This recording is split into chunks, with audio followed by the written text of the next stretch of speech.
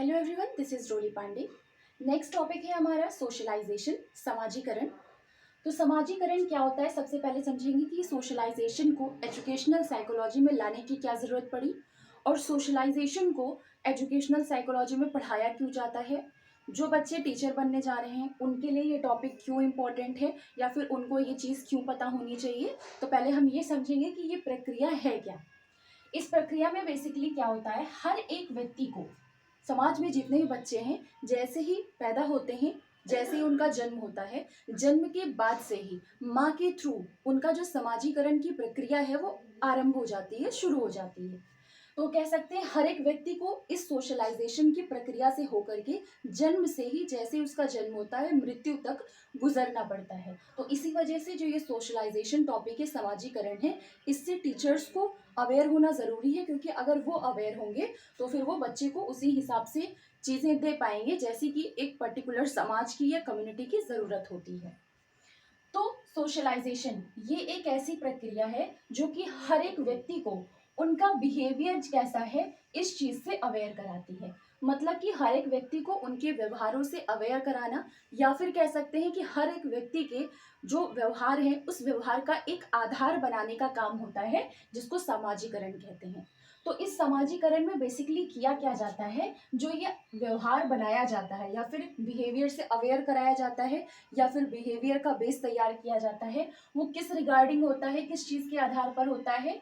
जिस भी सोसाइटी में वो व्यक्ति रह रहा हो, उस सोसाइटी के आधार पर उस सोसाइटी के क्या नियम हैं, क्या मान्यताएं हैं, एटीट्यूड्स क्या हैं, उनकी मान्यताएं क्या हैं, उनकी मूल्य क्या क्या हैं। तो इन सब चीज़ों के रिगार्डिंग जब हर एक इंडिविजुअल को उसके बिहेवियर से अवेयर कराया जाता है, तब इस प्रक्रिया को क्या कहा जाता है, समाजीकरण या फिर सोशलाइजेशन। नेक्स्ट क्या है, अगर समाजीकरण की प्रक्रिया की जाएगी तो उससे क्या असर पड़ेगा समाज पर। अब समाज कई सारे व्यक्तियों से मिलकर के बनता है, मतलब हर एक मेंबर से मिलकर के जो एक समाज है उसका एक मतलब समाज जो है वो बनता है। अब अगर सोशलाइजेशन की प्रोसेस को ठीक तरीके से पूरा किया जाएगा, शुरुआत माँ से हुई, माँ ने पहले ठीक से किया, उसके बाद जो पूरी फैमिली है, एल्डर्स हैं या फिर फादर हैं, पेरेंट्स को कंबाइन किया, पेरेंट्स हैं, एल्डर्स हैं, सिबलिंग्स हैं, या फिर जो क्या बोलते हैं आपका, जैसे ये पड़ोसी वगैरह हैं आपके, तो नेबर्स हैं, उसके बाद स्कूल में टीचर्स हैं। तो ये सारे अगर ठीक तरीके से सोशलाइजेशन की प्रोसेस को निभाएंगे तो उससे क्या होगा, हर एक मेंबर जो है वो उस समाज का प्रोग्रेसिव सोच का होगा, प्रगतिशील सोच का होगा और परिपक्वता की ओर बढ़ पाएगा। मतलब कि एक समाज अगर ऐसा है जिसमें हर एक मेंबर प्रगतिशील है, प्रगति की तरफ बढ़ रहा है, हर एक व्यक्ति ऐसा है जो कि परिपक्व है, मैच्योरिटी है और वो समझदार है, समाज के हिसाब से जो मूल्य हैं उन सब चीज़ों को समझ रहा है, जान रहा है, तो इससे क्या होगा, एक बेटर सोसाइटी का निर्माण होगा। जिस भी सोसाइटी में हम रह रहे हैं उस सोसाइटी का बेटर निर्माण तब कब हो पाएगा, जब उसके हर एक मेंबर जो है वो प्रगतिशील होंगे और हर एक मेंबर उसके मैच्योर होंगे। ठीक है, तो समाजीकरण प्रक्रिया ये प्रक्रिया है, उनमें अवेयर कराया जाता है इन सब चीज के रिगार्डिंग बिहेवियर हर एक व्यक्ति का। और समाजीकरण की प्रक्रिया अगर अच्छे से फॉलो हो रही है तो एक अच्छे समाज का निर्माण हम इसके द्वारा कर सकते हैं। अब इस प्रोसेस से होता क्या है, socialisation is the process of क्या सीखना, लर्निंग टू इंटरनलाइज, क्या चीज, किस किस चीज को इंटरनलाइज करना, value and norms into itself, समाज की जो भी मूल्य है और समाज के जो भी नियम कायदे हैं उन सबको इंटरनलाइज करना अपने अंदर। फिर अपने अंदर इंटरनलाइज करने के बाद जब दूसरों से इंटरेक्शन करो तो उस चीज का प्रमाण देना कि उन्होंने ये चीजें सीखी है या ये चीजें उन्होंने जानी है। तो ये सब चीजें जो है, इसी का इंटरनलाइजेशन करना सीखना, यही इस प्रक्रिया का जो परिणाम है या रिजल्ट है वो होता है। ठीक है, इसमें क्या होता है, समाजीकरण की प्रक्रिया में हर एक व्यक्ति ज्ञान अर्जित करता है, स्किल्स अर्जित करता है, उस पर्टिकुलर सोसाइटी के जो भी गुण हैं, जो भी ट्रेड्स हैं उनको अर्जित करता है। और अगर हर एक इंडिविजुअल सोसाइटी के जो ट्रेड्स हैं, नॉर्म्स हैं, बिलीव्स हैं उनको अर्जित करेगा, नॉलेज एक्वायर करेगा, स्किल एक्वायर करेगा, तो इन सब को अर्जित करने से क्या होगा, वो इस योग्य बन सकेगा कि वो उस सोसाइटी का एक इफेक्टिव मेंबर बन पाए। मतलब कि समाज और इंडिविजुअल, समाज और व्यक्ति, इन दोनों के बीच का जो गैप है वो इंटरेक्शन से ही संभव है कि दूर किया जा सकता है।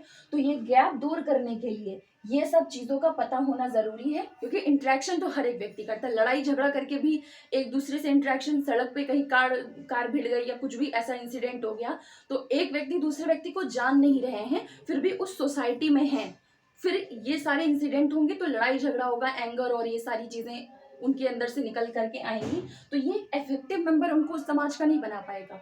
तो इस गैप को भरने के लिए इफेक्टिव मेंबर बनना पड़ेगा सोसाइटी का। और ये कैसे बन सकते हैं, नॉलेज एक्वायर करके, स्किल्स एक्वायर करके, और जो सोसाइटी के ट्रेड्स हैं उनको जान करके। ठीक, तो हर एक व्यक्ति ये सब चीज़ें एक्वायर करके, ये सब चीज़ें अर्जित करके इस योग्य बनता है कि वो उस सोसाइटी का इफेक्टिव मेंबर बन पाए, जिससे कि वो समाज और व्यक्ति इन दोनों के बीच के गैप को भर पाए। ठीक है, अब जो ये समाजीकरण की प्रक्रिया है वो पूरे जीवन भर चलती है। ठीक है, जैसे आपका जन्म हुआ, आप माँ के संपर्क में आए, वहां से स्टार्ट हुई, फिर जैसे आप बड़े हुए फैमिली के संपर्क में, फैमिली से सोशलाइजेशन हो रहा है, फिर नेबर्स से हो रहा है, फिर स्कूल से हो रहा है, फ्रेंड से हो रहा है, जैसे जैसे आप करियर ओरिएंटेड हुए तो फिर आपकी जो मैरिज लाइफ है उनसे हो रहा है, उसके बाद आपका जो जहाँ भी आप जॉब कर रहे हैं उनसे हो रहा है। थ्रू आउट लाइफ जो है वो आप सोशलाइजेशन की प्रोसेस से होकर के गुजरते हैं। मतलब कि ये जीवन पर्यंत चलने वाली प्रक्रिया है। कौन सी, समाजीकरण की। ठीक है, ये कोई केवल एक ऐसी प्रक्रिया नहीं है जिसमें कि बच्चे को बस केवल सिखाया जाता है। मतलब बच्चा कुछ ना कुछ अधिगम से रिलेटेड ही चीजें सीखता है। इसमें बच्चा हर एक एस्पेक्ट को, इसमें जितने भी पहलू होते हैं डेवलपमेंट के, उन सारे पहलुओं को कवर करता है। अब यहाँ पे एक चीज और ध्यान रखिए कि जो समाजीकरण की प्रक्रिया है वो ग्रोथ और डेवलपमेंट दोनों को प्रभावित करती है। ग्रोथ है और डेवलपमेंट, इन दोनों को ही प्रभावित करेगी। कैसे, ग्रोथ को, डेवलपमेंट तो चलो समझ में आता है कि नॉलेज और स्किल वगैरह सीख करके बच्चे का मेंटल कॉग्निटिव लेवल पे विकास हो रहा है, बच्चे से एक दूसरे से सीख करके इमोशनली स्टेबल होना सीख रहा है, तो ये भी समझ में आता है। ग्रोथ तो फिजिकल एस्पेक्ट में है, फिर ये कैसे इफेक्ट हो रहा है, क्योंकि देखो बच्चा अगर अपनी सेम एज के, जब चाइल्डहुड उसका स्टार्ट होता है, इन्फेंसी के बाद से जब अर्ली चाइल्डहुड की बात होती है, जब वो दूसरे बच्चों से कांटेक्ट करता है, गेम खेलना स्टार्ट करता है, तो गेम खेलने से क्या होता है, जितना ज़्यादा वो फिजिकल एक्टिविटीज़ करेगा उतना ज़्यादा उसकी जो फिजिकल चीज़ें हैं वो बेटर होंगी। चाहे उनके हेल्थ से रिलेटेड हो गया, या फिर उनकी बोन्स का मजबूत होना, उनकी मसल्स का स्ट्रांग होना, तो ये सारी चीज़ें खेलने की वजह से ही तो हो रही हैं। और खेलना, वो ये वाली प्रोसेस, जो खेलने की प्रोसेस है वो किसके साथ कर रहा है, अपनी सेम एज के बच्चों के साथ कर रहा है। तो सेम एज के बच्चों के साथ जैसे ही अंदर से बाहर की बात आती है कि हम खुद के अलावा किसी से इंटरेक्ट कर रहे हैं, तो ये क्या हो जाएगा, सोसाइटी का वहाँ पे वो एक मतलब समाजीकरण की उसमें आप आ गए। तो मतलब वो सेम एज के बच्चे से इंटरेक्ट कर रहा है, तो मतलब वो सोशलाइजेशन की प्रोसेस में इन्वॉल्व है। तो इन्वॉल्व होते होते वो खेल रहा है, तभी तो उसका फिजिकल एस्पेक्ट का जो डेवलपमेंट है वो हो पा रहा है। तो इस वजह से ग्रोथ और डेवलपमेंट ये दोनों ही प्रभावित होते हैं सोशलाइजेशन की प्रक्रिया में। ठीक है, अब ये केवल अधिगम की कोई प्रक्रिया नहीं है, इसमें जो सारे ही पहलू होते हैं बच्चे के वो सारे ही सारे कवर होते हैं।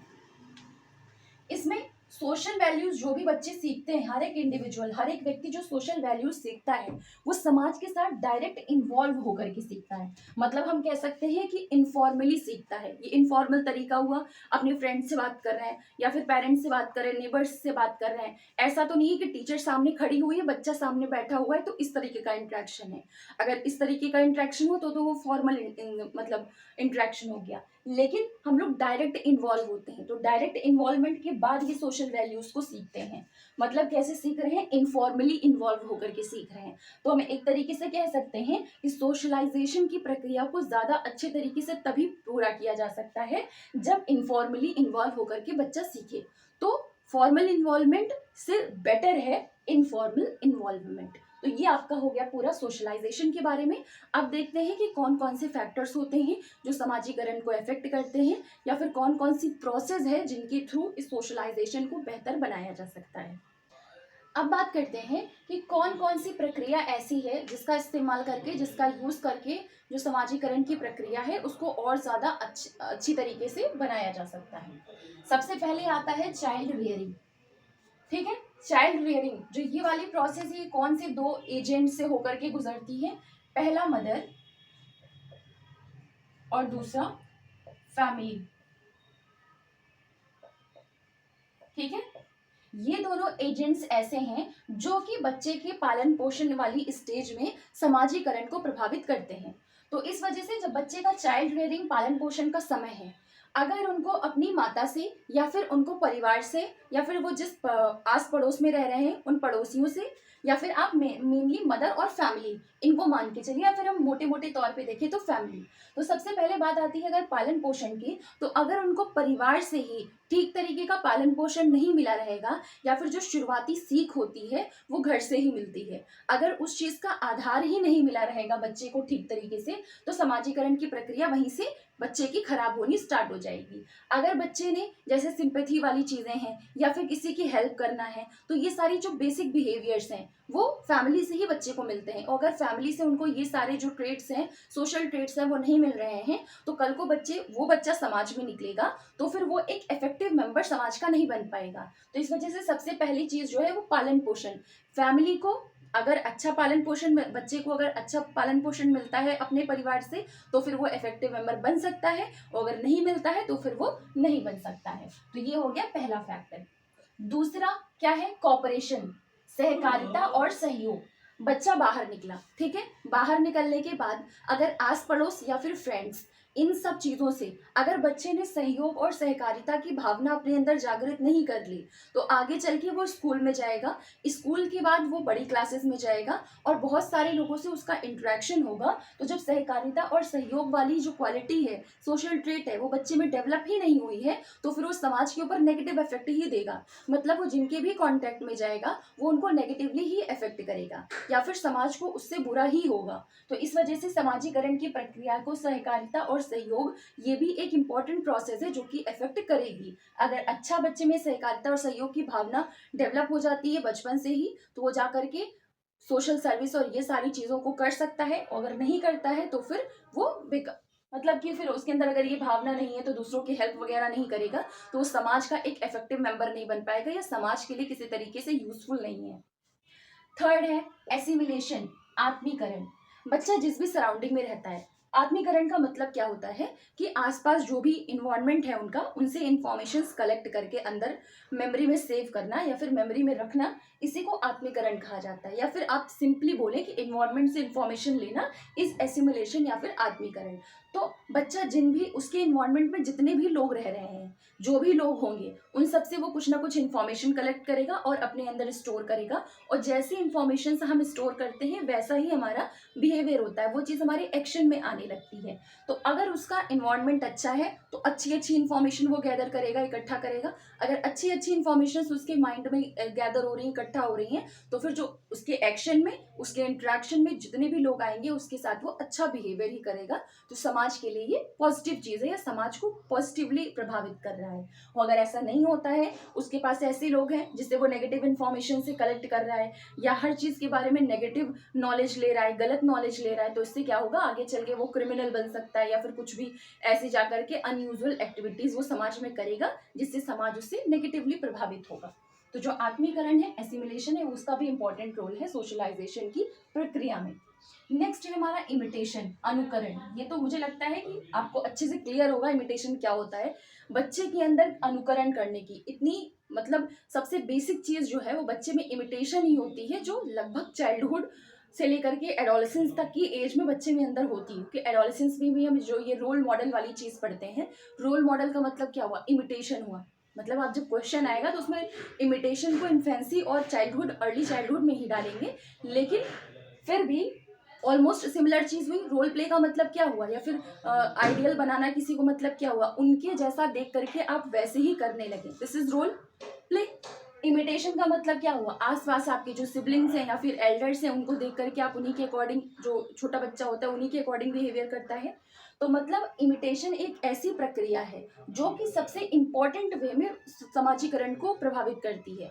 अगर बच्चे के आसपास ऐसे लोग हैं जो क्रिमिनल एक्टिविटीज में हैं, या फिर वो ड्रग्स वगैरह या फिर ऐसी उल्टी सीधी किसी भी गलत एक्टिविटीज में अगर शामिल हैं, तो बच्चा उनके कांटेक्ट में है और उसका इमोशनली कनेक्शन उससे हो गया, तो वो क्या करेगा, वैसी ही चीजें करने की कोशिश करेगा उनके साथ घुलने मिलने के लिए।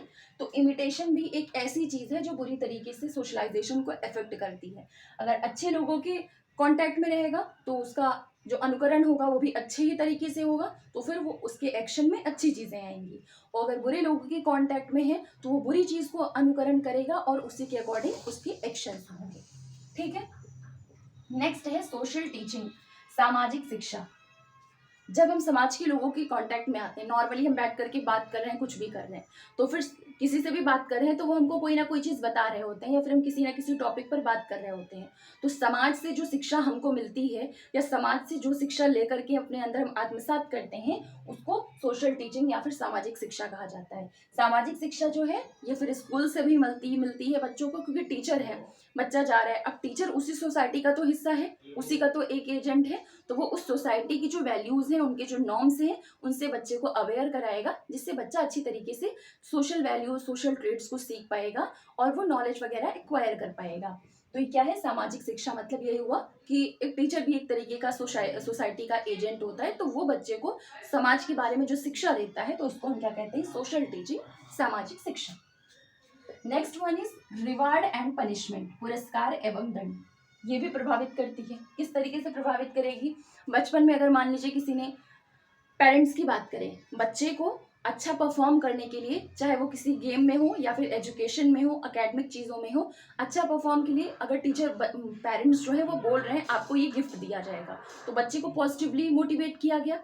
ठीक है। अगर वो गलत काम कर रहा है तो पेरेंट्स ने उसको मारा या फिर डांटा, या फिर डांटने के अलावा बताया ये गलत है, अगर तुम ऐसा करते हो तुमको ये पनिशमेंट दी जाएगी, तो ये पनिशमेंट वाली चीज़ हो गई। तो इससे क्या होगा, इन दोनों ही केसेस में वो अच्छी चीज़ सीख रहा है। लेकिन मान लीजिए वो बाहर गया, किसी ऐसे व्यक्ति के कांटेक्ट में आया कि उसने उसको कोई गलत एक्टिविटी करने के लिए कहा कि अगर आप ये एक्टिविटी करते हो तो आपको हम ये गिफ्ट देंगे, तो उसके लिए क्या हुआ, वो नेगेटिवली उस चीज़ से अफेक्ट हो गया। तो पनिशमेंट और ये रिवार्ड और पनिशमेंट, पुरस्कार और दंड, ये दोनों चीज़ें ऐसी हैं कि दोनों ही तरीके से समाज को प्रभावित कर सकती हैं। पुरस्कार और दंड अच्छी चीज़ में भी बच्चे को दिया जा सकता है और गलत चीज़ के लिए भी दिया जा सकता है। तो ये दोनों ही केसेस में बच्चे की सामाजिकरण की जो प्रक्रिया है वो इन्फ्लुएंस होगी। ठीक है। तो ये आपका नेक्स्ट टॉपिक था, रिवार्ड एंड पनिशमेंट। तो इस तरीके से समाजीकरण की प्रक्रिया को प्रभावित करने वाले या फिर उसको और अच्छा या बेकार करने वाले ये सारे फैक्टर्स हैं, जिसमें child rearing, cooperation, assimilation, imitation, social teaching, reward and punishment. ठीक है। तो ये आपका हो गया प्रोसेस ऑफ सोशलाइजेशन को क्या क्या चीजें इफेक्ट करती हैं। अब हम बात करते हैं कौन कौन से फैक्टर्स हैं, कौन कौन से कारक हैं जो समाजीकरण की प्रक्रिया को प्रभावित करते हैं। सबसे पहले हेरिडिटी या फिर आनुवंशिकता। कुछ बच्चों को जन्म से ही अच्छी चीजें, मतलब अच्छे ट्रेट्स वगैरह मिले होते हैं, जिससे कि वो समाज में निकलते हैं तो फिर वो अच्छा बिहेव करते हैं। कुछ चीजें होती हैं जो बच्चे को आनुवंशिकता के साथ ही, जैसे हाथ पैर उसके ठीक नहीं या फिर बॉडली इम्पेयरमेंट है किसी चीज में, तो वो कुछ चीज को अगर करना भी चाहेगा, अपना जो कॉन्ट्रीब्यूशन है समाज को देना चाहेगा, तब भी वो ठीक तरीके से नहीं दे पाएगा। तो आनुवंशिकता एक फैक्टर है जो कि समाजीकरण को इफेक्ट करती है। नेक्स्ट है फिजिकल और इंटेलेक्चुअल डेवलपमेंट। अगर किसी भी व्यक्ति का शारीरिक जो विकास है वो बहुत अच्छे से हुआ है, तो फिर क्या होगा, गेम्स वगैरह में आगे चल के बच्चे देश का नाम रोशन करेंगे। अगर उनके फिजिकली एक्टिव हैं या फिर वो स्पोर्ट्स वगैरह में पार्टिसिपेट कर रहे हैं, तो इन सब से क्या हो रहा है, फिजिकली एक्टिव होना उनको समाज में एक अच्छा कॉन्ट्रीब्यूशन दे रहा है, समाज का नाम बढ़ा रहा है। तो ये फिजिकल शारीरिक विकास, मतलब ये एक ऐसा कारक हो गया जो समाजीकरण को इफेक्ट कर रहा है। इंटेलेक्चुअल डेवलपमेंट, अगर कोई बच्चा पढ़ने में या फिर उसकी बुद्धि बहुत तेज है तो आगे चलकर वो फिलोसफर बन सकता है, दार्शनिक बन सकता है, लोगों को अच्छी अच्छी वैल्यूज दे सकता है, समाज को अच्छी चीजें मतलब समाज के हर एक मेंबर को अच्छी चीजें सिखा सकता है। तो फिजिकल और इंटेलेक्चुअल डेवलपमेंट ये क्या है, फैक्टर्स हैं जो कि समाजीकरण को इफेक्ट करते हैं। इकोनॉमिक कंडीशन, मान लीजिए कोई बच्चे के अंदर क्षमता बहुत है, इंटेलेक्चुअल या फिर कॉग्निटिव डेवलपमेंट उसका इतना अच्छा है कि उसको कोई भी चीज़ सिखा दी जाए तो कल को चल के वो साइंटिस्ट भी बन सकता है। लेकिन साइंटिस्ट बनने के लिए उसको जो भी बुक्स चाहिए या फिर जो भी सोर्सेज चाहिए वो उसको ठीक तरीके से अवेलेबल नहीं हो रहे, उसके पास पैसे ना होने की वजह से, तो वो आगे चल के समाज में कितना भी अच्छा परफॉर्म करना चाहे, अपने आप को प्रदर्शित करना चाहे, वो नहीं कर सकता है। तो इकोनॉमिक कंडीशन भी एक ऐसा कारक है। नेक्स्ट है इमोशनल डेवलपमेंट, सामवेगिक विकास। मान लीजिए जरूरी नहीं है कि एक व्यक्ति दूसरे व्यक्ति को बहुत अच्छे से समझे। कोई बच्चा है वो क्लास में ठीक तरीके से परफॉर्म नहीं कर रहा है, वो सीखना चाह रहा है लेकिन टीचर ऐसा है कि उसको सिखा नहीं पा रहा है। ठीक है, अब बच्चे टीचर ने अपनी तरफ से कोशिश नहीं की बच्चे में चेंज लाने के लिए। अब बच्चा बात बात पे उसके कम मार्क्स आए, ऐसा कुछ भी हो तो टीचर उसको बात बात पे डांट रही है, फिर कह रही तुम कुछ नहीं कर सकते हो, तुम्हें कुछ आता ही नहीं है। तो इमोशनल लेवल पे क्या होगा, उसका बहुत ज्यादा हेरेसमेंट होगा। अब उस हेरेसमेंट की वजह से क्या होगा, वो आगे बढ़ने की कोशिश नहीं करेगा, एंग्जाइटी में चला जाएगा, वो ठीक तरीके से आगे की अपनी एकेडमिक प्रोसेस को या स्पोर्टमैन की कोई भी उसके अंदर अच्छी कैपेबिलिटी है तो उस इमोशनल हेरेसमेंट की वजह से वो दब जाएगा। लेकिन कोई ऐसा है कि इमोशनली किसी को मोटिवेट कर रहा है कि आप ये कर सकते हो, तो ये क्या होगा, बच्चे मतलब उस व्यक्ति को एक अच्छा कारक बनाएगा समाजीकरण के लिए। ठीक है, तो इमोशनल डेवलपमेंट, सामूहिक विकास होना भी समाजीकरण को अफेक्ट करता है। भाषा, भाषा कैसे समाज को प्रभावित करती है। अब हम जिस भी समाज में रह रहे हैं, अगर वहाँ की भाषा को नहीं जानते हैं तो किसी के पास कितनी भी अच्छी नॉलेज है हम उसको नहीं ले सकते क्योंकि हम उसकी भाषा ही नहीं समझ रहे। ठीक है, समाज में कोई भी व्यक्ति है अच्छी जगह पर है, उसको बहुत सारी नॉलेज है, बहुत सारी स्किल्स है, उससे सीखना चाह रहे हैं, लेकिन अगर हमारे पास भाषा ही नहीं है उससे इंटरेक्ट करने के लिए तो हम कैसे उससे सीख पाएंगे। तो समाजीकरण के लिए भाषा का होना भी बहुत जरूरी है या फिर भाषा का आना बहुत जरूरी है। फिर कल्चर, संस्कृति, ये तो सिंपल सी बात है, जिस भी समाज में आप रह रहे हो उस समाज की अगर संस्कृति के अकॉर्डिंग आप कुछ नहीं कर रहे हो तो समाज का किसी तरीके से आप एक इफेक्टिव मेंबर नहीं बन सकते हो। तो फिर इसके लिए भी जो एक इम्पोर्टेंट कारक है वो क्या है, कल्चर। तो ये 6 आपके फैक्टर्स हैं, कारक है जो कि समाजीकरण को अफेक्ट करते हैं। और ये आपकी प्रक्रिया है, मतलब समाजीकरण की कौन कौन सी प्रक्रिया है जो कि समाजीकरण को पॉजिटिवली या नेगेटिवली अफेक्ट करेगी, ये उसके बारे में है। तो अब देख लेते हैं कुछ एजेंट्स होते हैं समाजीकरण के, उनको। नेक्स्ट पॉइंट है हमारा टाइप्स ऑफ सोशलाइजेशन एजेंट्स, मतलब कौन कौन से एजेंट्स हैं जो कि सोशलाइजेशन की प्रक्रिया को निभाने में मदद करते हैं। 2 तरीके की एजेंसी होती है, एक एक्टिव एजेंसी होती है और एक होती है पैसिव एजेंसी। एक सक्रिय एजेंसी और एक निष्क्रिय एजेंसी होती है। जो एक्टिव एजेंसी होती है वो बच्चे की समाजीकरण की प्रक्रिया को डायरेक्टली इफेक्ट करते हैं, मतलब सीधे तौर पे उनको वो चीज़ बताते हैं या फिर सिखाते हैं या फिर उनको उस चीज़ से समाजीकरण की प्रक्रिया से इन्फ्लुएंस करते हैं, प्रभावित करते हैं। और कुछ चीज़ें ऐसी होती हैं जो कि डायरेक्टली नहीं बताई जाती है, इनडायरेक्टली बच्चा अपने आप देख करके उन चीज़ को सीख लेता है या फिर जान जाता है। डायरेक्ट कौन कौन है जो बच्चे को इफेक्ट करते हैं बच्चे की सोशलाइजेशन की प्रक्रिया को।